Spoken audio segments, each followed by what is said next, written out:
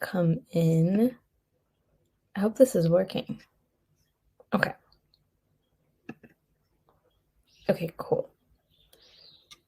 Hi, guys. Could you please let me know in the chat if the sound is weird or if it's howling? I'm really sorry if it is. The chat should be on the right-hand side, and you guys can access it. Still hopefully figuring this out, so hopefully it should be okay. But yeah, please let me know if the sound is weird. Then I can change to AirPods, but let me know in the chat if it's all right for you guys. It's okay? Yes. Okay, I'm so glad. Oh my God. Yes. All right, so we're gonna wait for a little bit as everyone starts rolling in. I'm seeing like people slowly come in and stuff. This is my first time using this like platform, so please let me know if there's any issues. But yeah, essentially you can like chat in like the chat box, but then there's also a Q&A box. So at the end of this entire training, we're gonna have like plenty of time to go through Q&A. So if you have questions, you can put it in the Q&A box. And actually, this platform has a pretty cool feature. You can actually raise your hand to speak and ask your question. So there's like a button at the bottom there, so you can also ask your question live, which is pretty cool. So the live is going to be, I'd say, about 45 minutes. I think a little bit less than that, but it depends on like how many questions you guys might have at the end. So I'm like budgeting like an hour or so. And I'm also going to be sending you guys a recording of this entire webinar at the end. So if you guys do miss anything, like you'll be able to access it afterwards as well. But yeah, I'm so excited. Where's everyone tuning in from? Like, I'd love to know where you guys are based in. I feel like I have a lot of followers from either America or India or Japan, but I feel like that's only like 45% that I'm seeing. So I'm like, where's the rest? Like, where is everyone else from? I'm so curious to know. So please let me know what country you guys are logging in from. And yeah. So there is a recording, so don't worry about that. But yeah, let me know where you guys are from. It's about like 6 a.m. in Tokyo right now. USA, India, California, Venezuela, ooh, Milwaukee, oh my God, France, United States, Amsterdam, Ecuador, Netherlands, dang, you guys are from like all sorts of places. This is so nice. And yeah, I'll send the recording after this. America, Rhode Island, Germany, California, India, UK, 10 p.m. at night, damn, okay. Spain, wow, French Caribbean, 2 p.m. I live in Finland. Wow, and NYC. Oh my God, you guys are coming in from all sorts of places. That's incredible. Why are you guys interested in learning Japanese? Like, let me know in the comments, because I feel like everyone has completely different reasons. So, like yourself, I've been studying Japanese for 7 years. That's incredible. And I feel like I meet a lot of people who have been studying for that exact amount of time. From Sri Lanka, India. It's 2 a.m. in India. I'm so sorry. I really wish, okay, I want to do more of these in the future and hopefully at a more accessible time. Malaysia, nice. In Spain. Oh wow, dang, y'all are night owls, I gotta say. But yeah, let me know why you guys are studying Japanese. I think we can get started in maybe a minute. I feel like there's a bit of a lag because either your guys' comments come all at once or like I'm like, where is everyone? Started with anime. Now the culture is just too amazing. I'm just craving to learn. Yeah, I'm very similar in that sense. I've been like kind of re-getting into anime recently as well. Attack on Titan, Hunter x Hunter. I was never into shonen anime, but now I'm getting back into it. I've been studying Japanese for 3 years now. That's really incredible. I want to study and live in Japan. I love to learn Japanese so I can teach yoga in Japan. Wow. Planning a trip, so want to learn the culture and language. To be fluent at work. That's nice. I also started with anime. Nice. I wanted to go to Japan and be able to speak Japanese, even though I know some of the words and phrases thanks to songs. Honestly, that helps a lot. Casually named my 2 favorite anime. They're so good. I've been studying on now for 8 years. Amazing. Find a Japanese hubby. Well, there you go. That's one way to get the visa. But yeah, that's awesome. Japanese company. friends in Japan and traveling. This is such a good time to travel in Japan. And like right now, it's not really raining as much. June in Japan is rainy season, but so far it's been really nice. I would love to speak with the locals. Yeah, I honestly think it's like some of those best memories that you get in Japan when you get to speak with locals. But anyway, I don't want to go on too long so that way we can get into the question section without time being cut off. But thank you so much for your guys' comments. Feel free to like just share like your experiences with Japanese and like where you're at and what you're struggling with. And if you have questions, please submit them to the Q&A only box.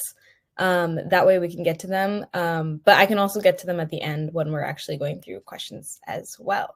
And you guys are also going to be getting a free bonus vocabulary sheet at the end of this session. It'll be emailed right to your inbox.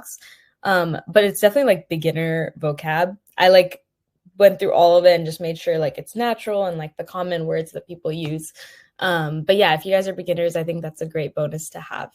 And yeah, welcome everyone. We're going to jump right into the slides. I'm going to do a quick intro after this agenda. So today we're going to go through the introduction and how I kind of discovered my personal best study and pronunciation methods and how I think you can apply that. Oh, can you guys see the video? Oh, no. Wait, let me double check. Are you guys seeing the screen? Just doing a double check. I'm just going to wait till I see. Yes, you have to press play. Okay, you guys can see it? Just want to make sure. Okay, sweet. Yay, okay. Nice to hear. Thank you. And effective learning insights, common mistakes that I often see. These are more like beginner mistakes that I often see. And then a Q&A session. So that's when you guys can ask any question, by the way, like from beginner to intermediate, whatever I can ask. It gets harder as you go up to intermediate, but I'll do my best. Quick intro as to me. So I'm originally born in India, but I moved to the US like 6 months into being born. And I started learning Japanese in 2012, 2013. And so it's been about maybe a little over 10 years since I first started learning Japanese. But I've actually just been like studying for, I would say, about 7 years. So I speak English, Japanese, and an Indian language called Telugu. And I graduated from UC Berkeley with a degree in business. But my dream was to essentially connect Japan and US via Japanese. So that passion has never really disappeared. So yeah, I was working for a Japanese startup for about a year so far. So now I'm kind of in the process of going full-time, influencing or just like focusing on Japanese in general. And currently have JLPT N2 taking the N1 next month. So yeah. A little bit about my Japanese learning journey. I'm completely self-taught and I used mainly YouTube, blogs, not really as much textbooks, but also dramas, like shadowing as I watched dramas. And then also just TV shows and blogs mainly, I would say. So when I started learning Japanese, I had no idea what I was doing and how to get started. And I feel like that's like the common struggle in general with Japanese. It's like there's so many articles, there's so many resources. It's like, where do you start? And what I started doing was just downloading like all the apps that I saw in the App Store. And I felt like that was like effective to a certain extent, but it's like a lot of time and it's just like, overwhelming, right? And I don't know, do you guys feel like it's pretty overwhelming or do you know like how to start with Japanese? Because when I started, I didn't really know, but I just sort of went with it. But it's kind of hard to do that as you get older because you're just like, wait, like I need structure of some sort. But going into why it's difficult, I think Japanese really stumps people because of the pronunciation. There's also like the grammar structure as well. It's completely the opposite from English. Studying consistently is really, really hard, just with our daily lives. And then I often forgot like why I want to do this or staying motivated. These are all things that I don't think people talk about enough. And honestly, I don't either. But these are just parts that make it really, really rough to learn Japanese. But I think that what I did in terms of like study methods that I want to share with you guys today were things that allowed me to stay consistent, and I think it really just paid off.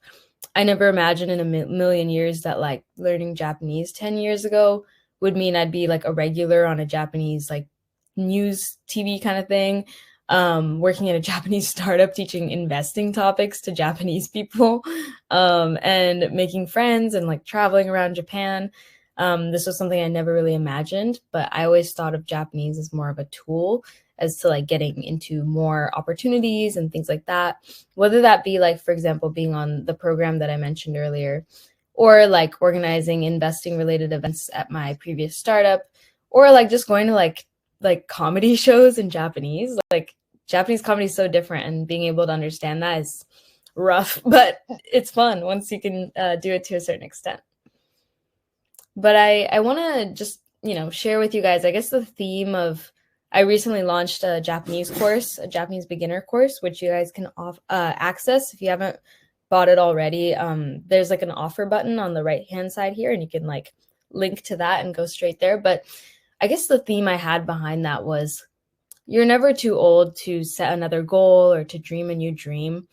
And this really resonated with me because I think that it's inspiring, because language learning, they're like, oh, you should probably learn when you're a kid. And granted, I did that too, but it breaks my heart to think, people don't learn a new language just because of their age.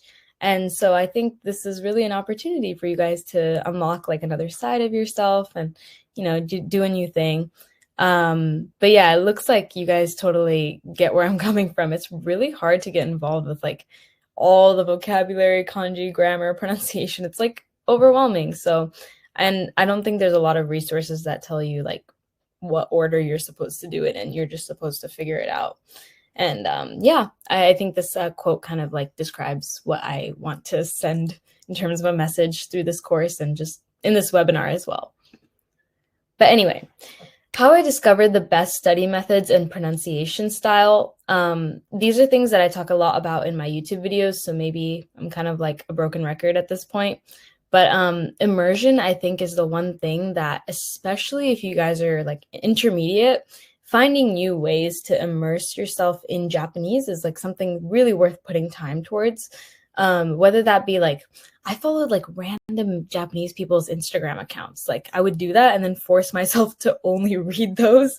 Like maybe make like a burner account and then just follow Japanese accounts. So you're kind of forced to like read them or get used to seeing Japanese in your daily life. I would also watch Japanese YouTubers, whether I really liked it or not. I would just pick random YouTubers and watch. And then dramas, translating song lyrics. I know a lot of people have been doing that lately. These are all examples of ways that you can really immerse your surroundings in that language. And I always talk about how, if you're learning a new language, pretending that you're a baby and like accelerating that language learning process by just forcing your environment to be that language is the way to go. So I used to like have Post-its around my house that said stuff in Japanese, or I write like my memos in Japanese or that kind of thing. But yeah, and then flashcards I think are always a must. I use like the Japanese app. It's like a red, I don't know if you guys can see this, like a red app. And I put in any word that I don't know in that app, and then I add it to a list, and then I make flashcards using that list. And so that's how I study any new word that I'm learning. And I'm personally like, I'm not a huge fan of textbooks because that's not what I use to learn Japanese. And so I just base it off of what I'm hearing around me, or if I'm watching a YouTube video or a TV show, I use the words that I learn from there. But I would say those are my two things. And then learning how to pronounce each gyo correctly. So what I mean by that is if you guys have learned like hiragana or katakana, there's like 5 syllables, right? A, I, U, E, O. There's like the ragyo. There's like for each letter, like K, T, like R, like there's many different, right? But the hardest part for Japanese, for foreigners, is the ragyo, which is the R sound. And the R sound in Japanese is kind of it's not similar to the English R. It's like a mix of the R sound, the L sound, and D sound combined. And it's a little bit overwhelming at first, but I think that when you learn these basic syllable noises early on, you're setting yourself up for success because later on you're not going to have trouble pronouncing specific words because you already know the foundation. So for example, Nagyo is something I couldn't really do at first because I thought the R sound was so different from anything I was used to. So then what I would do is practice the R sound in English, and then the L, and then the D. So it's da-di-do-de-do is how you pronounce it. So breaking it down into each one, like la-li-lu-le-lo, da-di-do-de-do, and then ra-ri-ru-ro, and then mixing the three together, la-di-do-de-do, and then really being slow about it. I still struggle with this now. Like, it's hard to get like used to it. So then I just practice, and then I'm able to speak a lot more comfortably. And then I see a question asking what the app is called. It's called Japanese. So it's like a red app, but it's kind of hard to like look up because it's literally just called Japanese. But yeah, I think that's the question that I'm getting a lot of. So yeah, the red app is just called Japanese, and it just says Nihongo on the bottom left of the app. And yeah, look to blogs, videos, and make writing a habit. I know nowadays you can kind of get by without writing stuff down as much, but I think that for me, like writing down all the new words that I was learning and then maybe putting like a drawing next to it and stuff was like the ultimate way to create mnemonics to really remember those words as well. Because there's so many Japanese words. Like, I'm studying for N1 right now. I'm like, there are so many words in this language. So I think that's the best way to go about it. But yeah, how can you start speaking Japanese like a pro today? Obviously, I'm not an expert, but I think that something that I really cared about a lot learning Japanese was how natural it can sound. So even if I don't have an extensive vocabulary, I sound very natural to Japanese people. If I'm like on the phone or something, they're like, oh, I thought you were Japanese. So I'm not trying to like toot my horn or anything. I'm just trying to like provide that knowledge that I think that there's certain tips that can really change your speaking ability to go to like the next level. But yeah, this is an ugly slide, but I will get into my tips. For beginners, I highly recommend my course. Honestly, I put in everything that I wish I knew when I was learning Japanese, and in a way that there's actual structure and a system to it. So yeah, it jumps through essential Japanese phrases, hiragana and katakana, as well as pronunciation tips, which I think people usually run into as like difficulties. So I recommend checking that out. And yeah, there's an offer link as well, so you can check out in this webinar. And then find a speaking buddy within the first 6 months to a year. So I had a speaking buddy that I would talk to for about an hour a week, every single week for about like maybe within the first 6 months to a year, like once I felt comfortable talking and typing in Japanese. So I was creating journal entries, and then I met that person through like a journal website that doesn't exist anymore. But yeah, so I recommend having a speaking buddy. And then increase vocabulary while balancing input and output.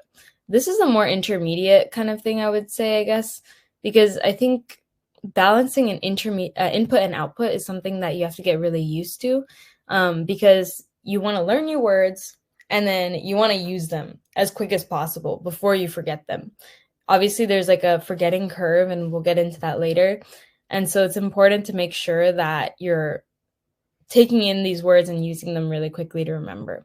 So you can do that whether it's talking to a friend, like a new person, or writing example sentences. And the first 5 years, actually, I think 5 years, gosh, or maybe 3 to 5 years that I was learning Japanese, I never spoke to a real person up front in Japanese. I was just like way too nervous, way too scared. And I would just talk to people on the phone, like online, or write sentences down. So you can still practice in your room, and it's completely possible.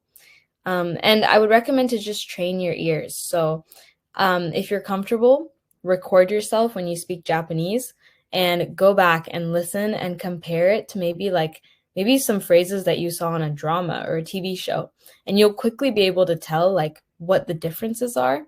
And I think when like foreigners learn Japanese in the beginning, it's really hard to realize like what your mistakes are and stuff, and that's okay.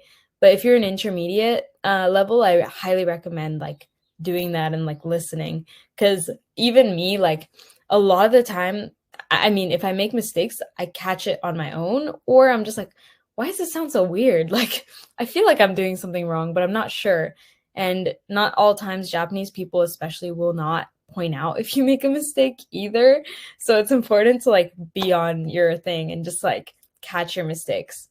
Crystal says that's been my main hurdle to talking to real people. So hopefully this stuff will help. Nice. Hannah says, yeah, I get shy about speaking Japanese to Japanese people. Yeah, I was like extremely shy. So yeah, I think online apps was like my go-to because I could not do it in person for a long time. And then practice by writing sentences down. I mentioned this earlier.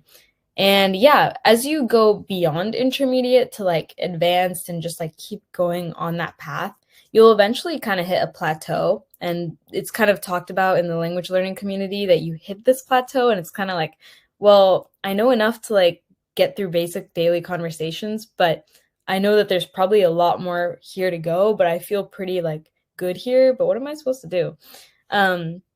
So if you're in that situation, I think that a lot of input is necessary. So like grammar, vocabulary, and you can use dramas or TV shows or whatever it is that you'd like.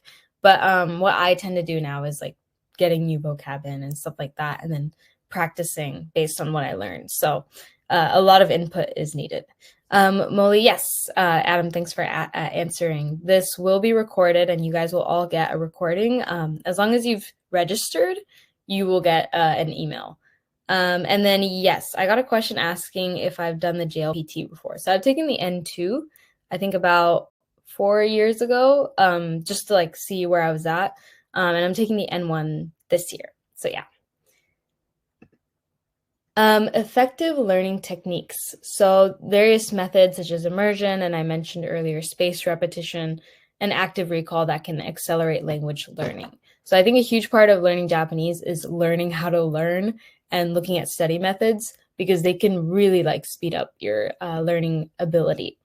So I would say SRS, which if you guys haven't heard before, spaced repetition system, is your friend. So this is like, for example, if you're using flashcards, spaced repetition system means that you don't just like do all your flashcards, but rather use an online flashcard system that will bring back the card as long as you like, if you forgot it, then it will be like, okay, let's refresh this again in like 10 more cards. So it'll keep showing it to you until you remember it. And by doing that, you'll actually like remember it rather than being like, I think I remember this. So I think it's a much more surefire way to know what you actually know and don't. Because granted, look at this like forgetting curve. I don't know if you guys have seen this in school, but like you will literally forget majority of what you learn on day one. And then if you refresh yourself with that knowledge on day one, then you're back to 100%. And slowly it gets easier and easier to remember everything over time, over however many days. But if you don't refresh after that point, boom, it's gone. So I think that rote memorization is unfortunately a huge part of learning vocabulary, but it's important to do, and tedious, but it's important.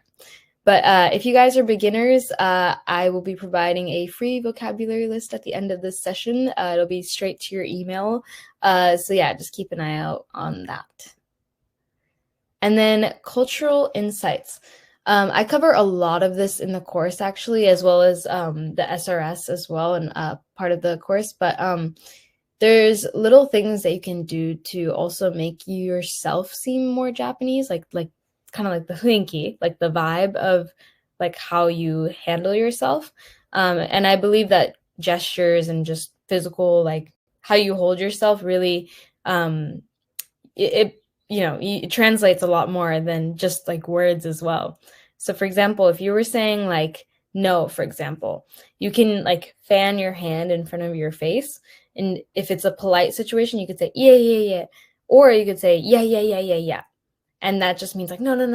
Like, for example, like if usually people are like, oh, like, 日本語上手ですね. Like, oh, your Japanese is so good. I'm like, yeah, そんなことない, そんなことない. And that just means like, oh, not at all, not at all. Like, ありがとうございます. Or like, thank you so much. Like, that's so sweet. So you can say stuff like that. And for example, when people point to themselves, and this is like such a small detail, you don't have to unless you're like trying to seem very Japanese. You can point to yourself, as in your nose or your body. I think maybe about 20 years ago, people pointed more to their nose when they were pointing to themselves, like, oh, me. But now I see it being like more around like the neck, body region instead. And then also, aizuchi. Aizuchi is so important in Japanese. It's basically the sounds and gestures that you make to suggest to the other person that you're present and you're like listening. And so typically in Japanese, let's say if I was talking, for example, and you guys were right there like listening, you'd be like, or or so nanda, or little reactions to kind of suggest that, you know, you're listening and like involved in the conversation. And pro tip, if you're on a phone call with a Japanese person, if you don't make these sounds, they'll instantly be like, wait, are you there? Or like be like, or they wouldn't know what to do because it's like, wait, are they there or not? So aizuchi is very, very important. And then, wow, we're actually like speeding a lot faster than I expected through this, but that just means more time for questions as well. But pitfalls, common mistakes learners make and how to avoid them. This is more just like beginner focused, I would say. I would recommend, and I think Ebi Fried also mentioned this the other day, but learning hiragana completely and then katakana is a common pitfall that I think is better avoided, just because I also sort of struggled with this as well. I would recommend learning hiragana and katakana around the same time because they're very similar looking. And I think if you accidentally learn hiragana completely first, it's really, really hard to kind of re-gear your brain into like learning katakana. So I would recommend, I made flashcards for both. And actually, maybe I shouldn't have done this, but I mixed both together. And I just put them all in one box, like physical flashcards. And then I just study each one. And katakana naturally just looked more like box-like, the characters themselves. So I honestly think that it's fine if you learn in that way. But yeah, I think it's better to do both at once. And not fixing the pronunciation of syllables early on. This is what I meant by like ragyo, or like learning these different things. It creates kind of bad habits that I think will stick with you for a very long time. And then focusing too much on input is another issue that I see. It's actually a huge reason why Japanese people struggle with English so much, is that in the typical middle school and high school English curriculum, they don't meet people who speak English natively. They just have their Japanese teacher that teaches English and they just input. So if you meet a Japanese person and read like their textbooks that they have to get into college, it's extremely high level, like their reading and writing skill, but then their speaking skill is so low because they just don't have opportunity to output, or they just don't really do that day to day because they're just trying to pass their exams and get into college. So if you spend all your time studying and not using what you learn, and I recommend maybe using what you learn maybe like a year in with like a language buddy or something, it's just going to be too big of a hurdle to kind of get accustomed to what you need to learn to get better. And I think it's a lot easier when you get feedback and kind of get used to using the language, because then you'll be scared. Like you'd feel scared to like actually make those mistakes and like continue to learn, you know? Tanisha asks, isn't it different if you're learning for the exam whereas studying to become fluent? I think it's extremely different. I never really studied to pass the JLPT, and I think that was kind of on purpose, just because I really wanted to sound natural. And it really depends on what your goal is. If you want to work at a Japanese company or something, like I think practicing for JLPT is better. But if you just want to speak with locals and maybe figure that out later, then I would recommend just focusing on like natural speaking. So like TV dramas or like YouTube are great resources for that. Oh.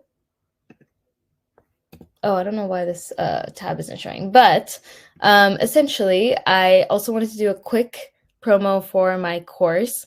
If you guys haven't tried it out already, Japanese with Ananya, there's a button on the right that says offers, and you can access the main page from there. But these are some testimonials we have from some of our beta users.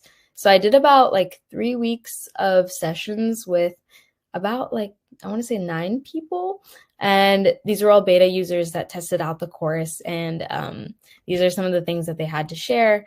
I think they really enjoyed it. And I think the main like benefit of this course is really like the system that it has. And just, yeah, it's more like put together than any resource that I've seen personally. And I think it's still affordable compared to other beginner courses as well. So it was just like kind of a test to see if I can like provide something of value to you guys. So, Crystal, thank you for saying that. I have the course and truly love it. So glad to hear that. And I recommend the resources Andrea mentioned, WaniKani. That's what I used for kanji. And then Anki, I've never personally used that before, but I think it's definitely super popular. And then Tanisha, you mentioned Hello Talk. So that's where I met some of my friends and actually met one of my like homestay friends. Like I homestayed in Japan at a friend's house and I met her on Hello Talk and we're still friends to this day. It's crazy. Adam, I'm 25 and need structure, so I love having the course.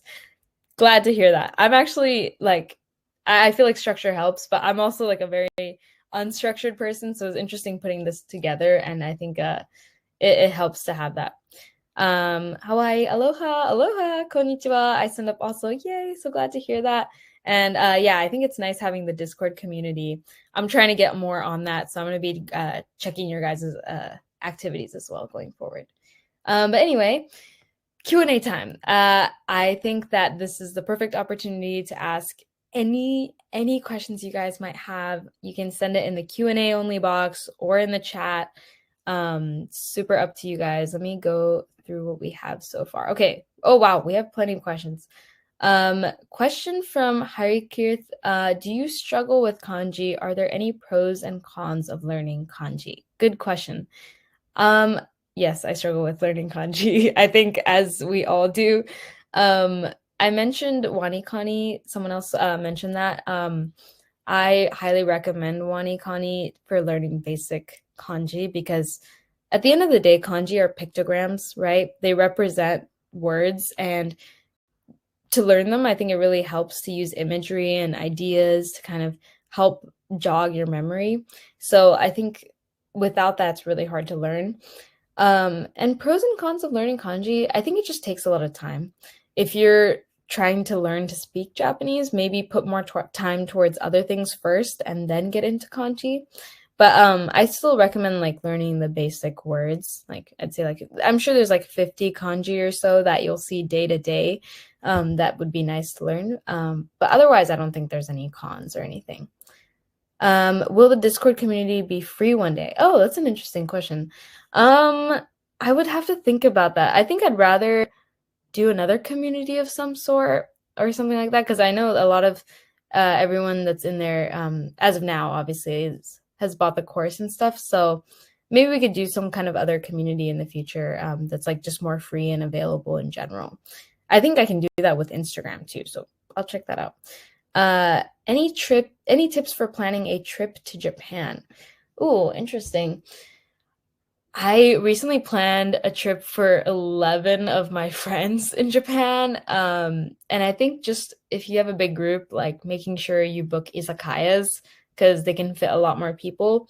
And I think just being polite and not standing in front of, like, let's say, for example, the kaisatsu. Kaisatsu is like where you like tap your card to go through into the station when you're about to like get on a train or something.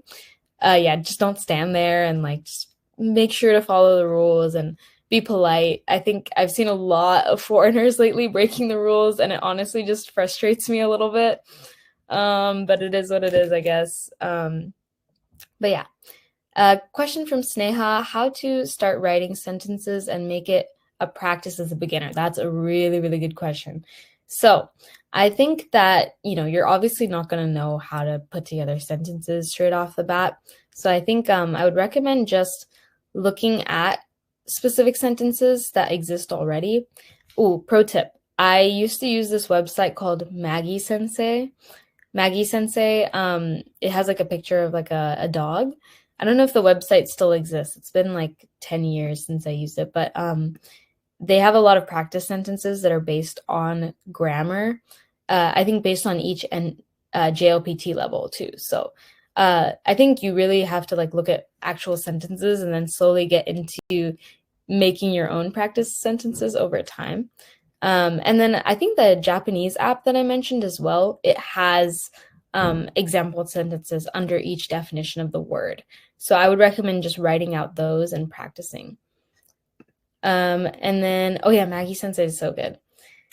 And then, question from Meryl, tips for business Japanese and business culture. So for business Japanese and culture, I mean, I often don't have my meishi, like my business card, but you know, you can always like give it with two hands and like bow as you provide it. And business Japanese is really just so different from like typical Japanese. It's like, for example, oh, I just saw a spider.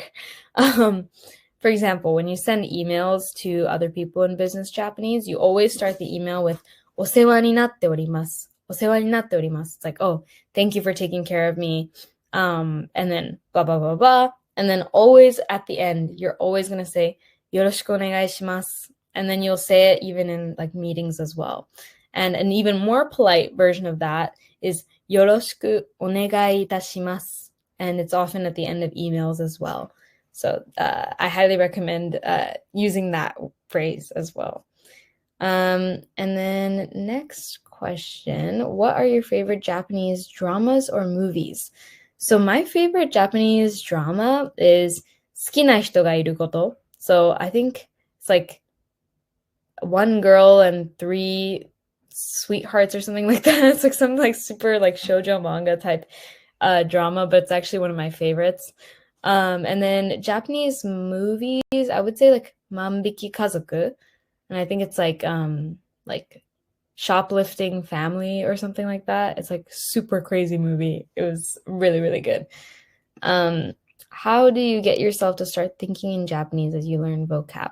Also, how do you make your sentences sound natural? These are really, really good questions. Thinking in Japanese, I think definitely takes time. And I know that I'm like, oh yeah, think in Japanese, it's so important, but it's hard, right? But I would say that I think to start, maybe think in Japanese based on like small words. Like for example, if you like hit your hand against like a table and it hurts, instead of saying ow, you can say itai or ita. Or you could say kawaii, kore kawaii. So like going from a place that's like chokkanteki, so it's like more instinctual, I guess, using words that you typically use based on instinct. Start with those because I think they're more easy to implement because they're short and easy. But then over time, like learn phrases, like for example, like よろしくお願いします or like little things like that, or 今日楽しかった today was fun, or like I would say like do your daily reviews in Japanese. Like if you think about your day, like do it in Japanese in your head and use phrases or look up what you might not know and then start to get it into more of like a habit. And then how to make your sentences sound more natural. Yeah, I think while it's difficult, I personally use YouTube the most to like learn how to speak naturally. Like I would look at people that I wanted to sound like. So for example, Ishihara Satomi, if you guys know her, she's a Japanese actress. She has a very like flowery, like pretty way of talking Japanese, and I really wanted to talk like her. So I would look at like little interviews that she did or like TV dramas and kind of like practice the way that she talks. So I think shadowing is a huge osusume, like recommendation of mine to doing that. But extremely good question, and it's very hard to do that, but it takes time. Question from Adam. Any recommendations for studying the culture, and how important do you think culture is when learning the language? If your goal is to sound super fluent, super natural, I think culture is extremely important. in the sense that I guess for studying culture, I would say just looking at Japanese like YouTubers, or I used to watch NHK World a lot growing up, and I think they do like good videos on like just Japanese culture and just all sorts of things. And I would go and watch that anytime I went home in India in my like grandparents' house, because they had it in India too, which is pretty impressive. And maybe also like Vice, or I think some other like news networks are picking up Japan a lot more recently, and they do really interesting in-depth like interviews. And that's kind of what I want to do going forward with my YouTube channel. And I think seeing that kind of gives you like a better insight into the culture as well. And I think culture is extremely important when learning the language, if you want to be like fluent, you know. And then let me just check the chat. Yes, this session is recorded, so you guys will get a recording after this. And then I see Adam says, every time I wake up and go to bed, I'll say good morning or good night to myself in Japanese. I used to do that as well, and I still do that sometimes. So that's like, doing that is really important. It may be weird, but the words will really stick with you. That's the reason why, like for example, if you want to learn Japanese, people are often like, oh, like you should just date a Japanese person, like you'll learn it immediately. You can like simulate that experience by just saying like, oh, good morning or like good night to yourself. Like you don't need like a relationship to do that. So I think that's a great way to go about it. Question from Arturo. Do you know any platform to see Japanese content with Japanese subtitles if possible? That's a good question. So, I'm not sponsored by them or anything, but I've used this app plugin called Iago, and I use that with Netflix. So Netflix has like a lot of like anime and like TV dramas, right?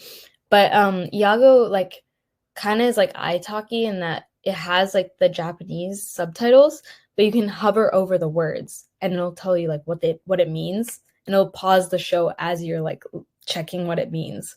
So I've been using that to like practice my Japanese. So you can watch Japanese content on Netflix, obviously, but TVer is another thing that I think might be blocked in other countries, but TVER is the name of the show, and it has like Japanese TV shows on it. But then sometimes they often like pick up those shows and put it on YouTube. So like, for example, one of my favorite shows is Getsuyo kara Yofukashi. Getsuyo kara Yofukashi, they have, I think it's like, it means late night from Monday. It's like a Monday night show. But they have clips of it on YouTube. So you can just look up like Getsuyo or Yofukashi. Just look up Yofukashi and it should pop up. How do you make reading a habit? I struggle with keeping up. Wow, 難しいな. Reading is tough, I would say.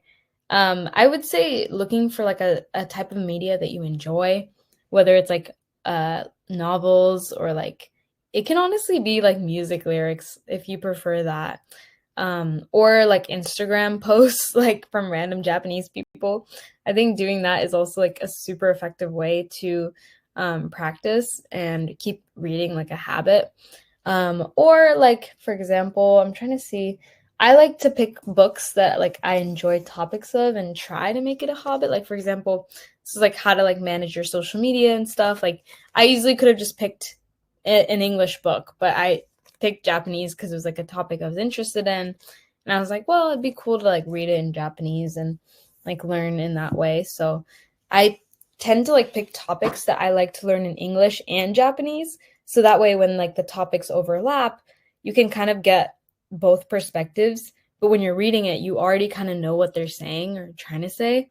So you can just focus on like learning the rest of it as well, if that makes sense. Do you recommend any language exchange app for finding a speaking buddy? I use HelloTalk, but I find it kind of difficult to keep conversations alive with Japanese people. So real. I feel like I sent out messages to so many people when I was learning on HelloTalk. And it's like, you have to like message like 50 people to just find one person that's like willing to like talk to you. I personally still used it, and I just looked for people like nearby me. Before that was, you have to pay for that feature now. It was free when I was using it, but using HelloTalk, I used to use Ling 8. and that's where I found my study partner, but then it doesn't exist anymore. So I guess Hello Talk, or like if you have Meetup, like meetup.com, like in your area, you can meet Japanese people and maybe talk in person if that works better for you.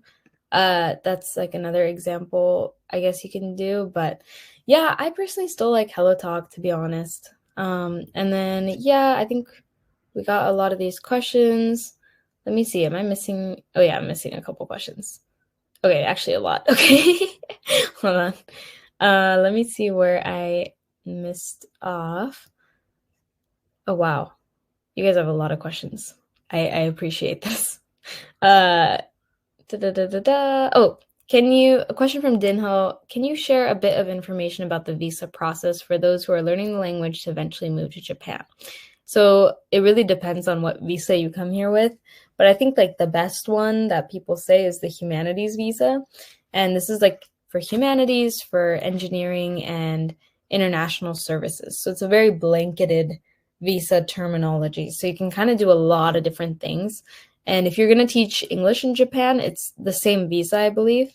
And you can typically get it for 1 year, 3 years, or 5 years. 5 years is practically unheard of. But 1 to 3 years is very common.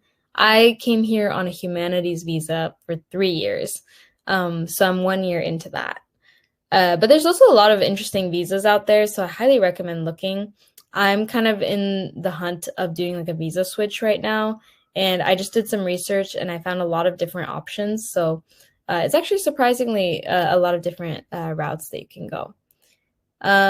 Question from Tanisha. How long have you been staying in Japan? I've been staying here for about a year. I wanted to ask a few things about doing my master's and moving there, if you got any idea about it. Yeah, just feel free to ask a question in here, or if you're in the Discord community, you can ask the question there. Question from Andrea. Let me just make sure you guys have questions. Okay. Question from Andrea. I experienced a disconnect between feeling comfortable talking on a daily basis, but then when in a hotel receptionist desk, I was so lost. Would that just be learning business Japanese? Yes, they're so different. Like, I thought learning Japanese on my own, I got everything, like I'll be fine. But then I got here, and any Japanese that you hear in a professional setting, not a professional setting, like in a cafe or like a store, or anytime you're talking to a clerk or like a store employee, the Japanese is so different. And it's because they're using like not even keigo, I think it's like sonkeigo, which is like another level of politeness that employees are supposed to be using. So for example, like if I was saying this was like your drink, I'd be like, こちらが抹茶ラテになります, which is like also like not right Japanese, but now it's like typically everyone uses it now. But it basically means this will become your matcha latte. But it's a very like polite way of saying it, and it's typically what everyone uses. But normally, if you were to say this, you'd be like, これが抹茶ラテです. Or like, これが抹茶ラテ. This is a matcha latte, or this is your matcha latte. But it's a lot more polite in like those kinds of places, especially in hotels. Japanese people expect hotel staff to be very, very polite. So I don't blame you at all for like not knowing what they're saying, because I don't know half the time either. It's just very different Japanese. So it will take a long time to get used to. But daily basis is like the normal Japanese. And those hotel staff probably use that normal Japanese with their friends. So at the end of the day, that's all you really need to know. Question from Hannah. Oh, I lost it. How do you gather your vocabulary for studying? I want to speak like a native speaker and don't know where to gather vocabulary. いい質問. Good question. For me, I gather my vocabulary from just like daily conversations now that I live in Japan. But even before I lived in Japan, I would just look at YouTube videos, TV dramas, and just pick up any word. I was like, I don't know what that means. And just like look up every single one that I didn't know and add it to my like little flashcard deck, and then get used to like learning it. And especially if I had like no clue what it was, I would essentially, I would just like look up the word And then I would also write down like what it's related to. That way I can remember, right? I'd like write down the sentence that it's like involved with. But yeah, I want to speak like a native speaker and don't know where to gather vocabulary. Yeah. So I would recommend that. Question from Timu. Foreigners that move to Japan often start as English teachers or working at convenience stores. These are also often those that are interviewed for YouTube videos and other social media. However, what are other options that foreigners could look for? Nursing, IT, or other fields? Yeah, while English teaching or working at convenience stores is probably like the most common and a lot more easier to come to Japan with, I would say that nowadays I'm also seeing a lot of people working in the IT field. Granted, like nowhere near how much I think it should be, but a lot of people are engineers, and I think Japan is hiring a lot of engineers as well. I came here on my visa as a marketer, and it's kind of rare, I would say. I don't know too many people who come here doing that kind of job, but it's actually really, really easy right now to get a visa, a startup visa. So if you're thinking about starting a startup, for example, very easy to get a visa. If you're thinking about working for a startup too, and they're comfortable hiring like foreigners, which isn't super common, but I think startups are more like open-minded to those things than traditional Japanese companies. I think that it's a little bit easier to get a startup, a little bit easier to just get a visa in general, because I got a 3-year visa, even though I've never lived in Japan. I think it's more common to get one on your first year. So there's like little benefits, I think, that you might get from working at a startup as well. でもそれ以外なんだろう? I wonder what else you can do. I would say, yeah, IT is probably like the main place to be in right now. Question from Meryl. Tips on shadowing. Should you start with songs, long sentences, or short? Or should you pay attention to the gender and age of the character? For songs, I would just say like looking at like words that pop out to you and kind of like memorizing those first. I feel like it's okay to just like be a little bit natural with it and just see what pops out at you and kind of go from there. Like learn the chorus first and like the vocab in there, and once you can sing that, like, learn the rest. 確かに you could pay attention to the gender of the character, I guess, in the song. Because a lot of the time Japanese girls, when they like sing, a lot of the time they say boku, which is like the pronoun for like men, for example, which is like totally chill, but I think they're like creating like a story, and so that's why they use boku. Or actually, I've asked so many Japanese people why, and no one has an answer, so maybe it's just like that's just how it goes. But yeah, I don't think there's too big of a focus on gender or age. Question from Crystal. If I see kanji out in the world and want to read it, how do I figure out what it is? I have a Japanese keyboard, but don't know the hiragana to make the kanji on my phone. That is a good question. So when I don't know a kanji altogether, once again, plugging in the Japanese app, this is like the red app on my phone. It's this one. The app, basically, when you're looking up a Japanese word, it allows you to like write it. So I know if it's like a really hard kanji, it's like kind of painful, but you can like write it out, and then it can like detect which it might be. Or you can look it up based on radical. So kanji are broken down into like different pieces. So you can just look up the different pieces that are in that kanji, and then eventually it can like find you the right one. So we're a little bit close on time, but I think I can get to everyone's question. What are some common etiquette mistakes travelers should avoid to respect the local customs and culture in Japan? なんだろう. I guess just like being respectful, especially in the temples. I feel like some people can be really loud and like just like taking pictures of everything in the temple. Like, if you're traveling here, like please like feel free to take photos, obviously, but like, for example, you wash your hands like before getting into the temple, like doing that and like properly praying, like doing like little things that are just like common sense. But unfortunately, I feel like a lot of people don't follow these things. And I feel like if you're asking this question, like you're fine, like you're probably going to be very mindful of like just, basic cultural etiquette. But yeah, just like don't get in people's way. Something my friends struggled with a lot is like standing on the left side of the escalator.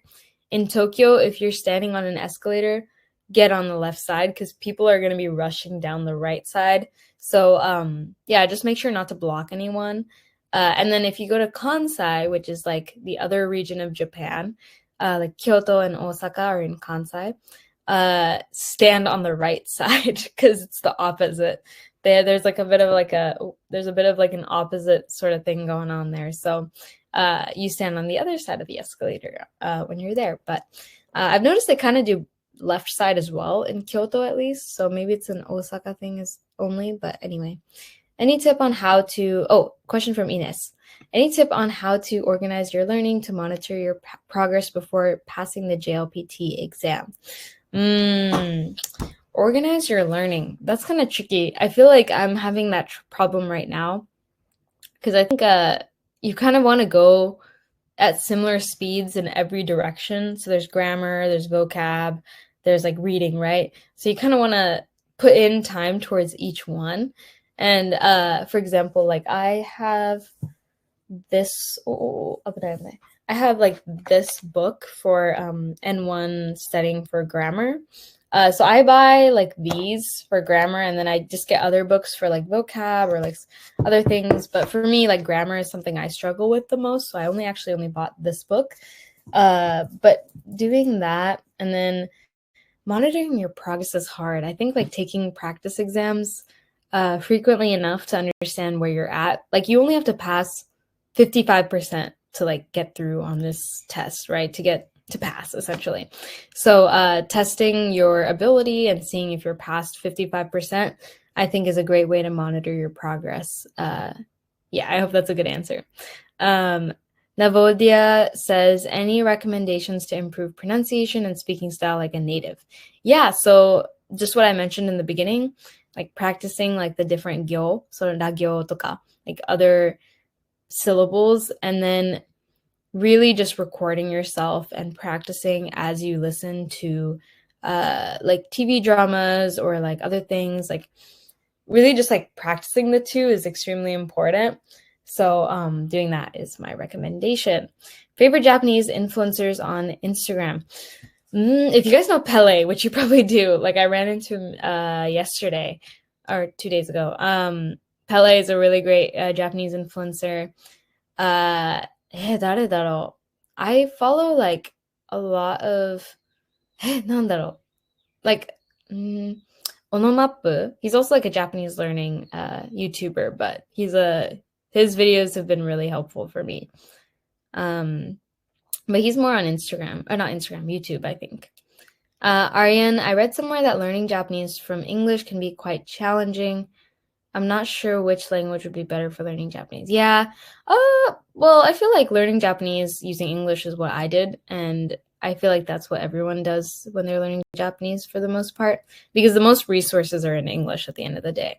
Like if you're trying to learn grammar, Take Kim's Guide to Learning Japanese is also an extremely good resource. He doesn't go into just grammar, but just everything.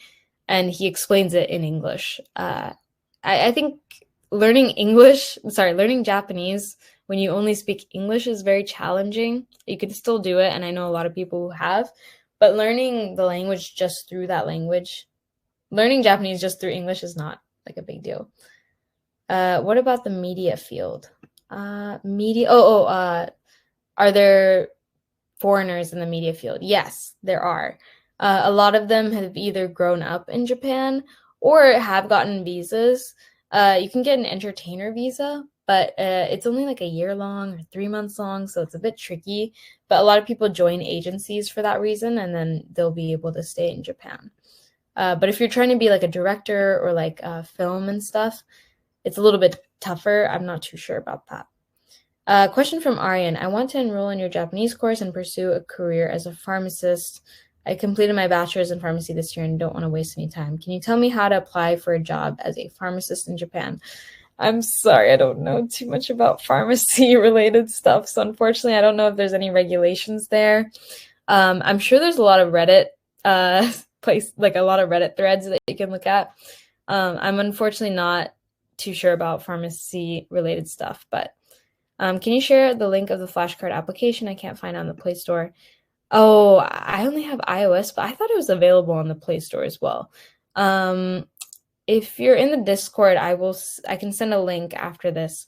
But dang, yeah, I know. I feel like it's not available perhaps on that. But anyway, I can try and find it for you guys. But there's also a YouTube video that I have on my channel that I show you guys the exact app. So if it's not on there, check my video about learning Japanese on YouTube.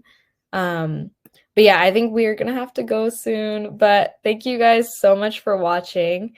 I really appreciate you guys. And oh my God, I haven't been looking at the comments. This is so nice. Thank you guys. I know you're all like scattered across the world, which is pretty incredible. And I hope this was useful for you guys. Yeah, I'm so glad this was nice. 今日はありがとうございました。So glad. Thank you for tuning in. I know it's like 2 a.m. for some of you guys, which is crazy. Thank you, Ananya. Happy to tune in. Nice to meet all of you guys. Yeah, if you guys are in the Discord, there's like an offer button if you want to join the course. There's a button on the right here. Please feel free to check it out. Thank you guys for coming. Meryl, Kevin, Winnie, Elaine, Ines, Sneha. Thank you guys. And then also you should have just received an email with the bonus vocabulary list as well. And I think I'll be able to send you guys the recording of this, I think by tomorrow. I think I have an email scheduled in, but yeah, definitely some of you guys go to bed, relax a little. Thank you so much for tuning in, and yeah, appreciate you guys. I'll see y'all later. Bye.